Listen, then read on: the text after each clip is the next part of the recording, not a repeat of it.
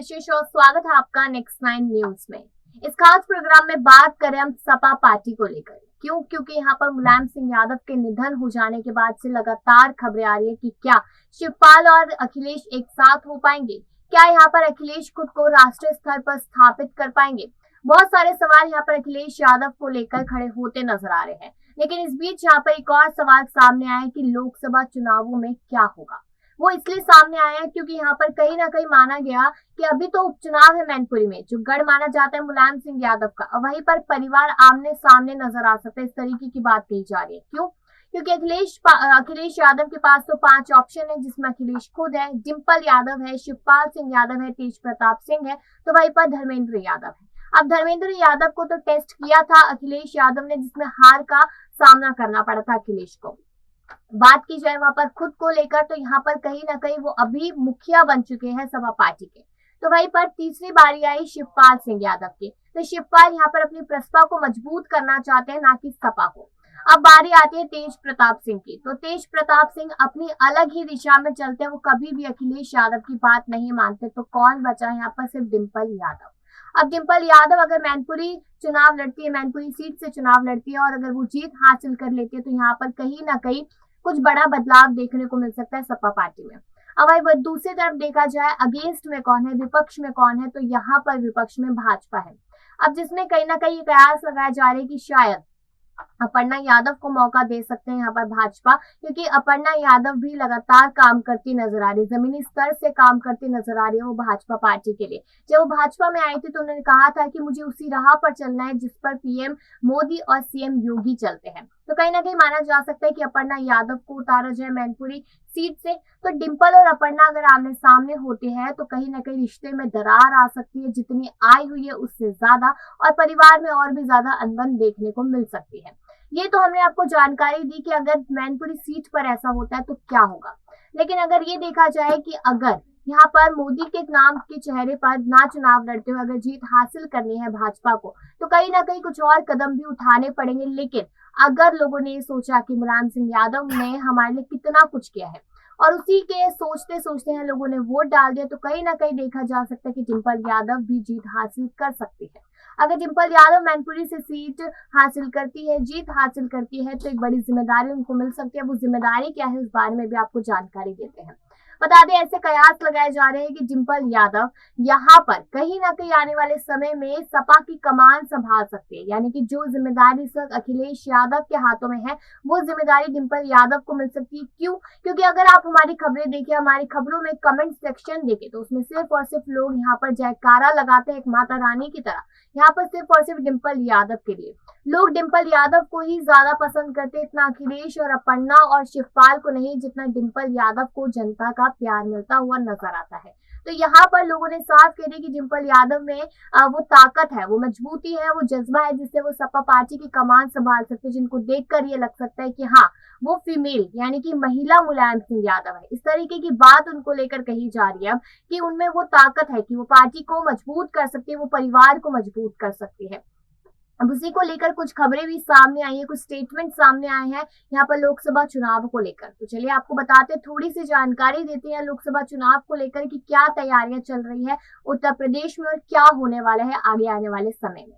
तो उत्तर प्रदेश में लोकसभा चुनाव को लेकर सभी पार्टियां तैयारी में लग चुकी है। एक और बीजेपी अपनी रणनीतियों को अमल में लाने लगी है, तो दूसरी ओर समाजवादी पार्टी प्रमुख अखिलेश यादव ने भी मोर्चा संभाल लिया है। इसी बीच लोकसभा चुनाव में सपा के प्लान को लेकर पार्टी प्रमुख ने बड़ा खुलासा भी किया है। अखिलेश यादव से लोकसभा चुनाव को लेकर सवाल किया गया, तब उन्होंने कहा कि बीजेपी से लड़ने के लिए हमें अपने बूथ पर तैयारी करनी होगी। इसके अलावा हमें अपने संगठन को बहुत अच्छा मजबूत बनाना होगा, इसलिए हमने अपने पूरे संगठन को भंग कर दिया है। अभी सदस्यता अभियान चल रहा है, करीब 1 महीना और सदस्यता अभियान चलेगा। सपा प्रमुख ने आगे कहा कि इसके बाद हम राष्ट्रीय सम्मेलन करेंगे। इसके बाद आप देखेंगे कि सपा का बूथ स्तर पर संगठन होगा और पार्टी की कोशिश है कि हर बूथ पर एक सक्रिय सदस्य बन जाए। इसके लिए हमारी पार्टी के सभी वरिष्ठ नेता उसी काम में लग चुके हैं, क्योंकि पिछले 1 महीने से चल रहा है। हमारी कोशिश है कि उत्तर प्रदेश में कोई बूथ छूटे नहीं जब सपा का सदस्य नहीं बन जाए। ये 1 महीना पहले की खबर है। 1 महीना पहले यहाँ पर ये अखिलेश यादव ये सारी बातें करते नजर आए थे, लेकिन अब मुलायम सिंह यादव तब उनके साथ थे, लेकिन अब उनके साथ नहीं है। वो इस दुनिया को अलविदा कह चुके। एक बार फिर से आपको बताते चले तो मुलायम सिंह यादव 50 दिन से अस्पताल में लगातार भर्ती थे मेदांता में।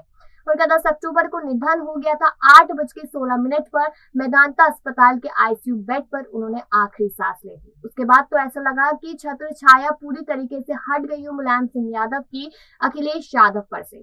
तो यहाँ पर रोते बिलखते नजर आए, क्योंकि कहीं ना कहीं उनको महसूस हुआ कि अब जो मेरे पास ताकत थी, जो मेरे सर पे हाथ था, वो हमेशा हमेशा के लिए उठ चुका है। लेकिन ऐसा कहा जा रहा है कि जो भी उन्होंने अपनी जिंदगी में शिक्षा ली है, यहाँ पर जो भी समझ ली अपने पिताजी मुलायम से, तो कहीं ना कहीं वो आने वाले टाइम में दिखती नजर आएगी। अब बड़े बड़े फैसले तो लेते नजर आ रहे हैं यहाँ पर अखिलेश यादव, लेकिन उन फैसलों से कितना फायदा होगा ये आने वाले समय में देखना होगा। आगे बता दी कि उन्होंने ये भी कहा कि वोट हमारे पास है, वोट जनता सपा को देना चाहती है। अब केवल हमारे संगठन को वोट पहुंचाने का काम करना है।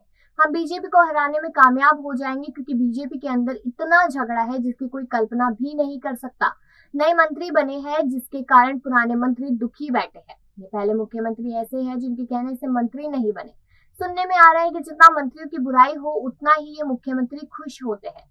समाजवादी पार्टी के अध्यक्ष अखिलेश यादव 2024 का लोकसभा चुनाव लड़ेंगे, ये इस वक्त की सबसे बड़ी जानकारी है। अखिलेश यादव एक बार फिर लोकसभा जाने की तैयारी में जुट चुके हैं। वहीं पर अखिलेश यादव कन्नौज या मैनपुरी की सीट से लोकसभा का चुनाव लड़ सकते हैं। वहीं समाजवादी पार्टी के 24 वर्तमान विधायक 2024 में लोकसभा का चुनाव लड़ते नजर आएंगे। अब हाल ही में बताते चले तो लोकसभा चुनाव से पहले सपा का अन्य पार्टियों के साथ गठबंधन के सवाल पर अखिलेश यादव ने जवाब दिया कि इधर समाजवादी पार्टी ने गठबंधन की कोशिश की है जिससे से ज्यादा वोट जुड़ सके, क्योंकि अगर सपा गठबंधन अपना वोट नहीं बढ़ाएगा तो काम नहीं कर पाएगा। मेरी कोशिश होगी कि जो दल सपा के साथ रहे उनको साथ लेकर चले, जिससे आने वाले लोकसभा चुनाव में बीजेपी का मुकाबला करे। अब ये वही समय है जब अखिलेश यादव ने कहा था कि सारी विपक्ष पार्टियां एक साथ मिल जाए। सोनिया गांधी ने कहा था कि सारी विपक्ष पार्टी एक साथ हो जाए ताकि 2024 में मोदी के खिलाफ चुनाव लड़ा जा सके। इस बात को साफ तौर पे कहा गया, लेकिन ये बात का झूठी नजर होती आई जब यहाँ पर मुलायम सिंह यादव का निधन हुआ। बड़े से बड़े नेता, बड़े से बड़ा अभिनेता यहाँ पर पहुंचा, लेकिन कौन नहीं पहुंचा? वो थी मायावती। बसपा सुप्रीमो मायावती नहीं पहुंची। उन्होंने एक फॉर्मेलिटी के लिए ट्वीट कर दिया कि सुनकर बड़ा दुख हुआ, लेकिन उसके बाद कोई भी रिस्पॉन्स नजर नहीं आया।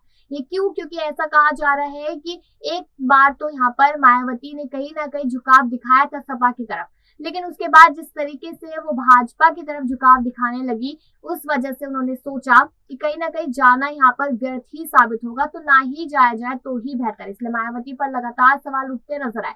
अब उसके साथ साथ आपको आखिरी में ये बताते चले कि ऐसा लगता है कि यहाँ पर जो आने वाला समय है सपा पार्टी के लिए वो काफी ज्यादा चुनौतीपूर्ण साबित हो सकता है, क्योंकि यहाँ पर अखिलेश अभी अकेले हैं। अगर शिवपाल उनके साथ आते हैं, आजम की तबीयत में सुधार होता है, वो भी उनके साथ आते हैं, तो कहा जा सकता है कि सपा की राजनीति एक अलग ही मोड़ लेती नजर आएगी, वरना यहाँ पर सपा की हार तो तय मानी जा सकती है। अब मेरा आप लोगों से सवाल यही है कि क्या आप चाहते हैं कि सपा की कमान डिंपल को सौंप दी जाए या फिर अखिलेश ही सपा को संभाले? अपनी राय जरूर दीजिएगा और बाकी सी खबरों के लिए देखते रहिएगा।